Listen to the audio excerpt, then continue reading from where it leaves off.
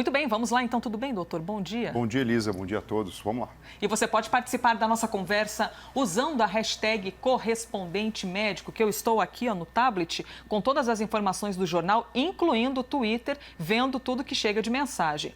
O nosso primeiro tema de hoje é sobre violência e vandalismo. Veja só, depois da derrota de 1-0 para o Corinthians, na noite de ontem, Palmeiras e Corinthians se enfrentaram, alguns torcedores do Palmeiras atacaram a sede social do clube. Essa ação durou poucos minutos, só que veja aí na imagem, deixou estragos, né? E detalhe que essa é a segunda vez que atos de vandalismo como esse são registrados por torcedores. Até o momento ninguém foi preso, as informações que a gente tem são essas, atos de vandalismo numa sede. Doutor, além de causar um sentimento de agonia na gente por ver esse tipo de imagem, existe algum fator neurológico por trás desse comportamento violento? Bom, o comportamento neurobiológico, Elisa, da demonstração da violência tem um papel em, na verdade, reivindicar alguma coisa ou então colocar medo na outra pessoa. É uma forma de dominação, de manifestação da dominação. Isso é muito comum dentro dos grandes primatas, mas nós, com mais lobo frontal na frente, com capacidade de ter discernimento, não deveríamos adotar isso como forma de domínio e controle, porque isso provoca medo nas outras pessoas. E nós estamos falando de um evento esportivo que traz saúde, alegria, união, e aí de repente parece que vira a chavinha. De repente a sensação de frustração desperta ali uma raiva, uma agressividade? Exatamente. No passado, as disputas entre tribos, por exemplo, ou entre povos, acontecia de uma forma violenta, com morte, com ataques e com brigas. Conforme foi evoluindo, essa própria agressividade do ser humano, ela foi canalizada para a manifestação do esporte. Então, hoje em dia tem competição sem necessariamente ninguém morrer. E assim segue a vida, né? O problema é que quando a gente tem o transbordar dessa emoção através de atos de vandalismo, aliás, vandalismo vem de povos bárbaros chamados vândalos, né? Que atuavam de uma forma muito agressiva, provocando justamente esse medo em toda a população. Pois é, e aí esse medo que é terrível, isso causa um medo em todo mundo que está ou ouvindo ou vendo esse tipo de violência. Isso, e a gente tem uma resposta rápida, e aqui eu mostro, né? Uma rota curta. O que significa isso? A informação sensorial, ela entra pelos órgãos do sentido, então, por exemplo, através da visão, da audição, ou até mesmo do tato, se você for agredido, passa numa estrutura chamada tálamo, que funciona como uma grande central telefônica, e rapidamente essa informação é transmitida para a região da amígdala, que faz com que toda a resposta que a gente conhece referente ao medo, então, aumento da frequência cardíaca, aquela sensação de tremor nas pernas, boca seca, angústia, se manifeste. E existe depois uma rota mais longa, isso acontece milissegundos depois, em que essa informação ela sobe do tálamo para áreas sensoriais que ficam na córtex cerebral, na qual a gente já entende o que está acontecendo.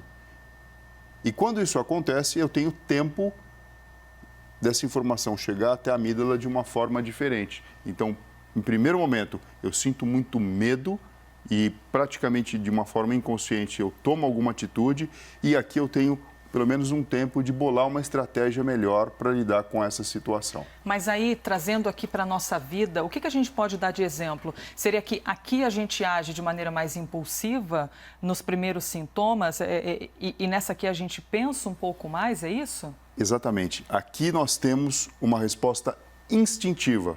Então, se eu estou perto de um lugar que eu posso cair, eu rapidamente me jogo para trás, mesmo que eu não tenha consciência do movimento que eu estou fazendo. Aqui, eu tenho um pouco mais de tempo. Então, se eu fosse uma criança no canto de uma cama que vou cair, mas eu posso cair para o outro lado também, por estar na quina, eu vou me segurar, sendo adulto e entendendo. Uma criança, ela pode desviar de um perigo e cair em outro imediatamente, porque essa via ainda não está maturada. Isso aqui faz parte do desenvolvimento neuropsicomotor do ser humano e como passa pelos lobos frontais, é justamente isso que a gente fala do vandalismo, né? Não teria motivo de ter isso e de desenvolver isso dessa forma. Eu quero chamar a atenção aqui, já lhe fazer uma pergunta, doutor. O senhor, então, nos indicou ali onde ficam as amígdalas e disse que é uma área associada à preservação da espécie. O que significa isso? Quando eu me coloco numa posição de medo, eu logo já reajo rapidamente para poder manter a minha própria sobrevivência? Exato. O próprio medo, ele já é um instinto de preservação. Quando eu tenho uma ameaça, eu posso rapidamente ter raiva e começar a brigar, lutar, ou fazer de uma forma ativa a minha defesa, e o medo ele me faz ficar pequeno, porque estrategicamente ele vai me dar pernas para correr, vai me dar uma sensação de esconder e dessa forma então me esquivar do inimigo. Tem uma terceira forma de lidar com essa situação, que é a paralisia. Então a pessoa ela fica congelada, como se ela estivesse quase que fingindo de morta. Sim. E muitas vezes, sabe aquilo que se fala, né? O medo que paralisa. Sim. Mas, na verdade, essa paralisia, ela tem a ver com uma resposta instintiva. Então, isso aqui não chega a passar pelo plano consciente. A gente simplesmente... A gente nem percebe. Isso. Uma pessoa vai ser assaltada. Ela, de repente, vê um bandido com uma arma na mão e ela não tem treino nenhum marcial, mas, de repente, ela sai agredindo a pessoa. Sim. E ela mesmo depois tem que explicar por que ela fez aquilo. E ela não sabe. Ou então você pega um indivíduo todo fortão, bombadão, de repente, na frente de uma situação de ameaça, ele sai correndo e você fala, rapaz, você era 2 vezes maior que o agressor, por que isso aconteceu? E a pessoa não sabe dizer. E não é porque é medrosa, é porque esse instinto de preservação da espécie, ele sempre acaba falando mais alto. E cada ser humano reage de uma maneira diferente. Isso é muito curioso de analisar, hein? E ainda se tratando de violência, no começo da madrugada da última quarta-feira, alguns supostos torcedores, também do Palmeiras, invadiram e vandalizaram o estádio do Corinthians, em Itaquera. O campo foi pichado com o placar 8-0, fazendo uma referência à maior goleada da história do clássico aplicada pelo lado alviverde em 1933. Vocês estão vendo aí a imagem? Pronto, entraram e picharam. Um homem foi detido, mas liberado pela polícia. Eu lhe pergunto, doutor, por que algumas pessoas sentem prazer em infringir regras sociais? E por que existe uma tendência de haver isso no lado esportivo? Lembrando que 99% da torcida é na paz, é na boa, está indo lá só para curtir, mas tem esse 1% que sente um prazer em usar dessa infração da lei no momento de um desafio esportivo adverso. Então, muitas vezes a irreverência ela se manifesta dessa forma. Então, eu me arrisco para mostrar que eu tenho poder. A pessoa está, inclusive, elencando aqui fatores históricos do time, que tudo bem, podem ser louváveis, mas totalmente descabido e fora de época. E não tem mais a ver com a manifestação do esporte de hoje em dia. Algo que deve ser civilizado, deve ser gostoso, deve ser compartilhado, principalmente agora que a gente está numa situação diferente de pandemia e voltando e retornando para isso, né? Olha, 7h40, uma pausa aqui na nossa violência entre torcidas. Doutor, levando em conta, então, tudo que a gente está conversando aqui, algumas pessoas podem tentar oprimir o outro através de uma fala, através de uma atitude, mas tem quem escolha oprimir ou causar medo por meio da violência. Por que algumas pessoas escolhem a violência como ferramenta para amedrontar o outro? De uma forma física, direta ou indireta. Então, quando, por exemplo, a gente verificou alguns exemplos de vandalismo, né? Indiretamente contra uma pessoa, mas é contra um bem público ou então contra algum patrimônio. O que acontece? De uma forma primitiva, porque acaba sendo utilizado isso no nosso processo de evolução, inclusive como espécie, a pessoa escolhe esse caminho. Então, assim, irreverência, muitas vezes, junto com violência, acaba traduzindo essa linguagem da tentativa de agressão e de dominação. Doutor, fazer uma pergunta que pode até ser um pouco crítica demais, mas é necessário. Quanto menor o acesso à educação, quanto menor o acesso à informação, existe uma tendência da pessoa ser mais agressiva porque, de repente, aprendeu menos na fala, que ela pode se comunicar melhor? Ou isso não tem relação nenhuma, é realmente algo de um ser humano e cada ser humano é diferente de outro? Não, isso existe relação, sim, né? É lógico que a índole da pessoa ela pode se manifestar de uma forma diferente.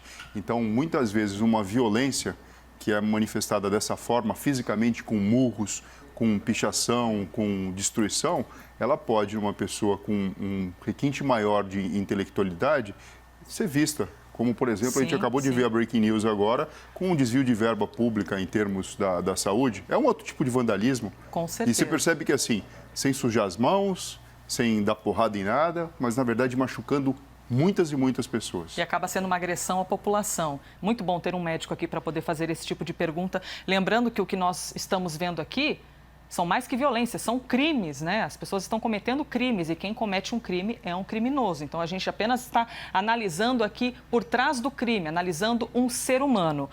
Pois bem, eu quero trazer agora para vocês um transtorno mental, a bipolaridade. Eu até já lhe fiz essa pergunta logo no começo da nossa conversa para você participar e já chegaram algumas perguntas aqui a respeito de bipolaridade. E até para poder trazer esse assunto, a gente traz alguns exemplos da música internacional que fazem parte dessa estatística. Quem é que já apareceu aqui no telão para a gente? Kanye West.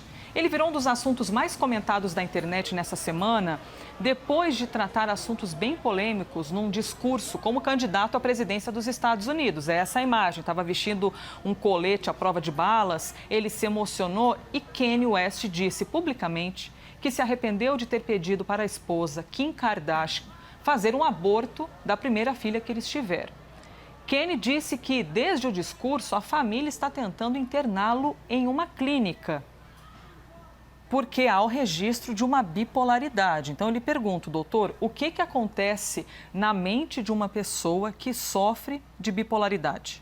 Bom, o transtorno bipolar, ele é um transtorno do humor. A gente tem, quando a gente acorda, a gente pode ter um bom dia, a gente pode ter um dia não muito bom assim, e a nossa sensação do humor oscilar. Isso é natural. As pessoas falam muito, né? Eu sou bipolar, porque um dia eu estou muito feliz, outro dia eu estou muito triste. Isso é normal. Tá. Agora, quando os extremos são atingidos, e aqui eu falo de uma euforia extrema, por exemplo, num quadro de mania, em que pessoas que têm o transtorno bipolar às vezes alcançam por uma disfunção de circuitos relacionados com dopamina, por exemplo, e com noradrenalina, as pessoas ficam extremamente excitadas, podem mudar o comportamento, então, de repente, realizar muitas compras, de repente, aumentar a libido e o apetite sexual. Exatamente, são excessos e que fogem totalmente do normal, do padrão de comportamento daquela pessoa. O humor altera, a energia altera, o impulso altera, por exemplo, como a gente falou agora em relação à libido, o pensamento e a movimentação também. E existem períodos em que a pessoa fica eutímica, ou seja, com humor normal, ou então deprimida. Uhum. Então ela acaba sentindo a última da fila e sendo a última da fila. E isso acaba virando um padrão em que os psiquiatras podem fazer o diagnóstico e fazem o tratamento com medicamentos específicos para se estabilizar o humor, para que o indivíduo não viva dentro dessa montanha-russa de sobe e desce, que muitas vezes traz sofrimento para ele próprio e para muitas pessoas em volta. Como é bom a gente poder ter esse espaço aqui na televisão para esclarecer alguns assuntos. Muitas vezes, para você compreender que pode sofrer de uma doença e está há anos passando por isso e nunca procurou ajuda, e também para esclarecer aqueles que acham que tem bipolaridade quando, na verdade, não tem. Eu vou trazer aqui a pergunta do Felipe Valente, que fez a pergunta pela hashtag correspondente médico. Doutor, qual é a diferença entre bipolaridade e depressão? Então, são transtornos que podem ter um overlap, um determinado ponto de equivalência. Porque, assim, quem tem bipolaridade pode, em determinada fase da doença, manifestar a depressão. O indivíduo que tem depressão, ele simplesmente tem depressão. Ele não vai ter esse pico de humor que o indivíduo que tem o transtorno bipolar vem apresentar. Então, quem tem depressão costuma estar, na maior parte do tempo, energeticamente fraco, mais para baixo, mais deprimido e não tem picos de euforia e de alegria, vou sair gastando tudo, comprando tudo ou me relacionando aí com alguém e tal. É bem diferente. É bem diferente, é bem diferente. Agora, se você pega um indivíduo que você não conhece e você analisa aquela fase em que ele está vivendo esse período de menos energia, de depressão, você pode simplesmente soltar um diagnóstico ou ter a impressão que é um indivíduo deprimido. Então, você precisa avaliar a pessoa no decorrer da vida dela, no decorrer dos altos e baixos que se manifestam. Eu tenho mais uma pergunta para trazer aqui, mais participação. Mas antes, Rafael Colombo, quais informações estão chegando para a gente? A gente vai ao Rio de Janeiro para saber quais são com a Isabelle Saleme, que está na Barra da Tijuca, em um dos endereços onde estão sendo cumpridos mandados dessa investigação que apura eventuais desvios cometidos pela organização social IABAS, que trabalha na área da saúde. Isabelle. É isso, Rafael. Bom dia para você e a todos. Olha, nesse endereço aqui na Barra da Tijuca, o Ministério Público chegou antes mesmo das 6 horas da manhã para cumprir 2 dos 5 mandados de prisão expedidos que estão sendo cumpridos nessa operação. Esses mandados de prisão são contra Eduardo Cruz e a mulher dele, Simone Cruz. Eduardo é ex-controlador da organização social IABAS. A organização social essa que voltou ao noticiário por conta dos contratos de gestão gestão dos hospitais de campanha aqui do Rio de Janeiro. No entanto, essa investigação é anterior a isso. De acordo com o Ministério Público, entre 2009 e 2019, a organização social teria contratos aí na ordem de 4 bilhões de reais com o poder público e teria havido um desvio de dinheiro em torno de 6 milhões de reais, todos eles por conta de superfaturamentos. Além disso, havia todo um esquema para esconder esses superfaturamentos e esse desvio de dinheiro com negócios fraudulentos com outras empresas prestadoras de serviços.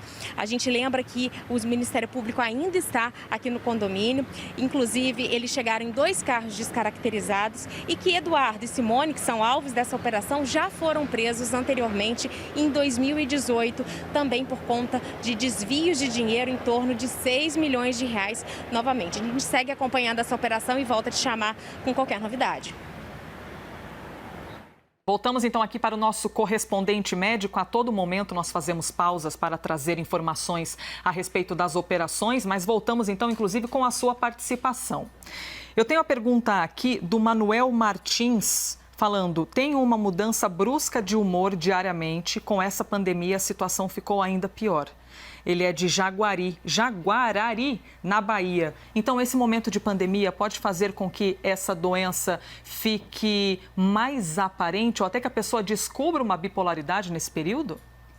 Pode, mas a gente tem notado que muitas pessoas começaram a referir a alteração do padrão da saúde mental, sem necessariamente refletir uma doença, como, por exemplo, a bipolaridade. Então, frente à questão do medo em relação à infecção viral, frente à necessidade de uma mudança de comportamento e dessa restrição domiciliar.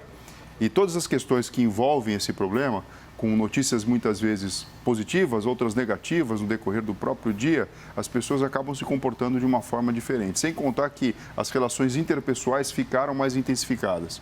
Então, aflorando tudo isso, é natural que esse ciclo de variação do humor no decorrer do dia aconteça de uma forma mais abrupta e não necessariamente signifique uma bipolaridade. É lógico que tudo isso tem um tempo de duração. Depois de 3 semanas a mais ou menos 3 meses, as pessoas já aprendem a como lidar com essa situação e a tendência é de que a gente venha atingir o nosso padrão natural. Sim, oscilando, mas não tanto e não tão bruscamente, conforme ele comentou. O que a gente observa no dia a dia é que algumas pessoas passaram a adotar a palavra bipolaridade para definir tudo, né? Então, qualquer pessoa que hoje não está bem, amanhã está bem, hoje não está bem, por qualquer motivo da vida, porque ele é bipolar, ele é bipolar. Então...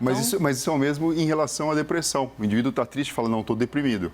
E, na verdade, não é isso. A tristeza existe, ela é importante para o nosso desenvolvimento mental também, porque isso faz com que a gente entenda o mundo à nossa volta e interpretemos de uma forma coerente com as nossas emoções. Eu quero agradecer aqui a participação de tanta gente conosco pela hashtag correspondente médico, Paulo Gilberto, Beethoven Lira, a gente também recebeu do Marco Neto, Lucas Antônio, Davidson, Cristina. Para encerrar, então, a pessoa que tem esse sentimento adverso ou um amigo que identificou no outro esse problema é procurar um médico para a pessoa poder viver melhor.